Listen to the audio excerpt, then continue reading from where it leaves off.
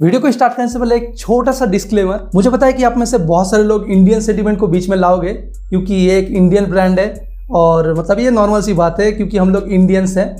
पर एक बात ध्यान में रखना कि आप कोई फ़ोन परचेज कर रहे हो तो उसके लिए आप पैसे दे रहे हो और कोई भी कंपनी फ्री में फ़ोन नहीं बनाती, आपको फ्री में फ़ोन नहीं देता है कंपनी, तो आप उसके लिए पैसे दे रहे हो और उसी हिसाब से आपको फ़ोन मिलना चाहिए, मतलब वैल्यू फॉर मनी प्रोडक्ट मिलना चाहिए आपको। तो आपको ये देखना है कि कौन सा कंपनी आपको value for money product provide कर रहा है, चाहे वो चाइनीज ब्रांड हो या फिर कोरियन ब्रांड हो या फिर इंडियन ब्रांड हो। और अगर आपको कोई इंडियन ब्रांड सही प्रोडक्ट दे रहा है तो ठीक है, पर नहीं दे रहा है तो आप दूसरे कोई चाइनीज हो, कोरियन हो, मतलब ये मैटर नहीं करता वो कौन सा ब्रांड हो, पर आपको वैल्यू फॉर मनी प्रोडक्ट मिलना चाहिए। और जब हम पैसे दे ही रहे हैं तो बेस्ट प्रोडक्ट पर हमारा हक बनता है। तो चलो अब देखते हैं कि इंडियन ब्रांड माइक्रोमैक्स का ये जो नया फोन InNote 2 लॉन्च हुआ है कुछ दिन पहले, ये वैल्यू फॉर मनी फोन है कि नहीं।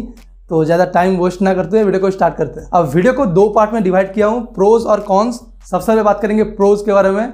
अब इस फोन में प्रोज बहुत सारा है, भर भर के प्रोज है। सबसे पहले डिस्प्ले, इसमें आपको एमोलेड डिस्प्ले मिल जाएगा जो इस प्राइस रेंज में मुझे लगता है कि 2-3 ही फोन दे रहा है। मोटो का एक फोन है, इन्फिनिक्स का है। इन्फिनिक्स का डिस्प्ले बहुत ही चीप क्वालिटी का है। और इसके अलावा इस फोन में आपको बैटरी मिलता है 5000 mAh का एक ह्यूज बैटरी, और इसको चार्ज करने के लिए आउट ऑफ द बॉक्स 33 वाट का चार्जर मिलता है, बट फोन 30 वाट तक ही सपोर्ट करता है।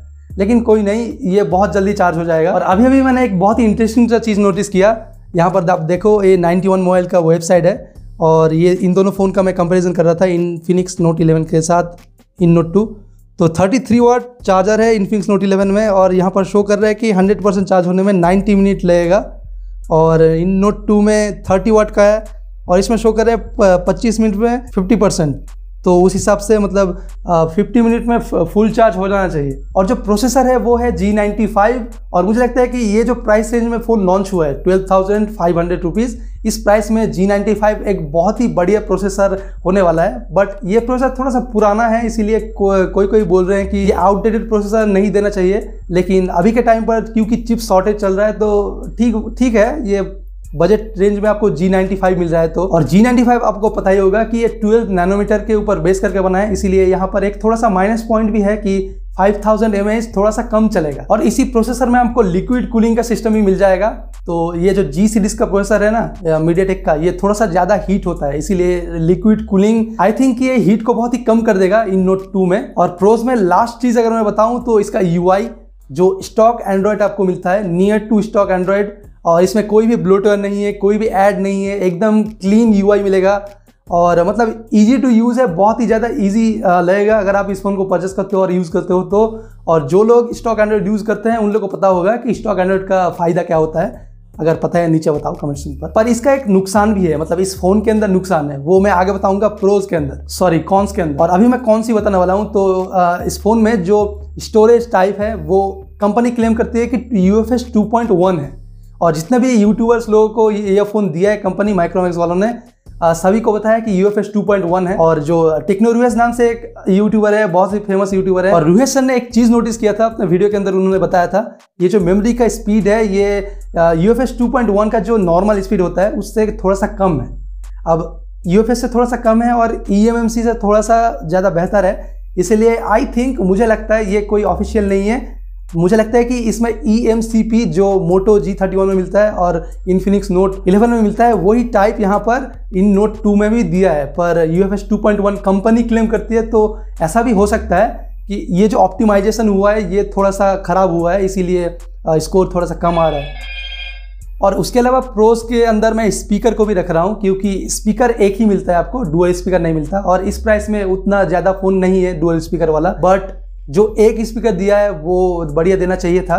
उसका लाउडनेस आपको कम मिलेगा InNote 2 के अंदर। और कैमरा में थोड़ा सा मैं कंफ्यूजन में था क्योंकि कैमरा आपको 48+8+2+2 मिलता है, मतलब 48 main, 8 ultra wide, 2 macro, 2 depth. और ये जो सेटअप है ये आमतौर पर इस प्राइस में सभी फ़ोन में मिलता है, तो मैं थोड़ा सा कंफ्यूजन में था कि इसको कहाँ पर रखूँ। पर रुहेश सर का अनबॉक्सिंग वीडियो देखने के बाद उन्होंने बताया कि इस फोन का कैमरा मतलब डिसेंट से थोड़ा सा डाउन है, मतलब इसको अभी अपडेट की ज़रूरत है, अपडेट से इसको ठीक करना चाहिए माइक्रोमैक्स को।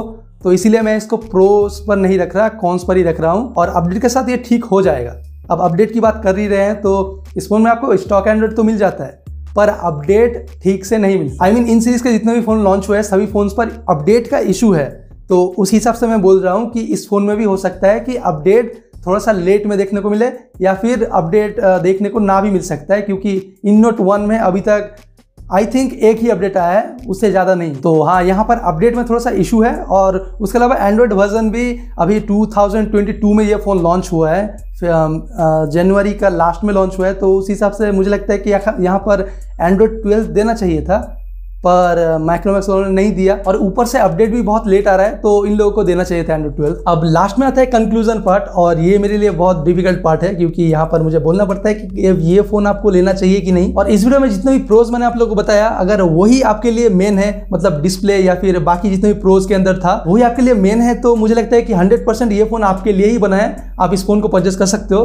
पर अगर कॉन्स भी आप कंसिडर करते हो तो कॉन्स के अंदर बहुत सारा कुछ आ जाता है। सबसे पहले अगर मैं बताऊं कि UFS 2.1 स्टोरेज टाइप, और उसके अलावा जो कैमरा था और भी स्पीकर था, ये सब पोर्शन में, मतलब कैमरा पोर्शन में अपडेट आ सकता है। उसके बारे में मैं आगे बात करता हूं। उससे पहले बात करेंगे कि UFS 2.1 स्टोरेज टाइप और स्पीकर जो है, तो स्पीकर एक हार्डवेयर है, वो तो चेंज नहीं हो सकता, मतलब उसका जो स्पीकर लाउडनेस है वो इंक्रीज नहीं हो सकता।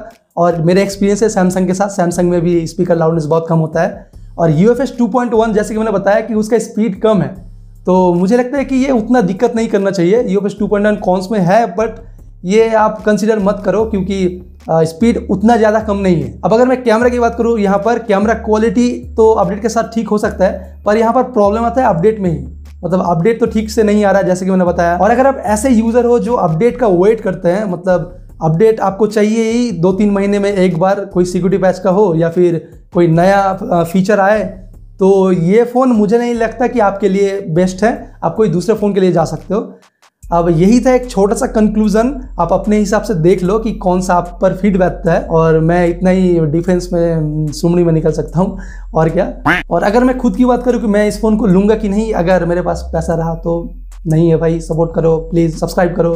तो अगर ऐसा कंडीशन हो गया कि मैं इस फ़ोन को लूँ या नहीं, तो मेरे हिसाब से मैं भी थोड़ा सा कन्फ्यूज़न में हूँ, क्योंकि जो भी प्रोज के अंदर था, ज़्यादातर प्रोज मेरे लिए मैटर करता है, और कॉन्स के अंदर सिर्फ एक ही पॉइंट है जो अपडेट वाला पॉइंट है, वो भी मेरे लिए मैटर करता है। तो यहाँ पर मैं भी थोड़ा सा कन्फ्यूज़न में हूँ। पर अगर ऐसा हुआ कि इसी प्राइस में कोई लेटेस्ट फ़ोन लेना है, मतलब 12,500 प्राइस में, तो मैं डेफिनेटली इस फ़ोन को परचेस कर लूँगा। तो यह एक छोटा सा वीडियो था। आई थिंक जितना भी पॉइंट मैंने आप लोगों को बताया, सभी से आपको क्लियर हो चुका होगा कि ये फ़ोन आपको परचेस करना चाहिए कि नहीं। तो इस वीडियो में इतना ही। वीडियो में कुछ भी ऐसा तो वीडियो को लाइक कर देना, चैनल में नए हो तो चैनल को सब्सक्राइब भी कर लेना, और सब्सक्राइब करने के साथ साथ बेल आइकन भी दबा देना। तो मिलते हैं कोई दूसरे वीडियो पर नए टॉपिक से, तब तक के लिए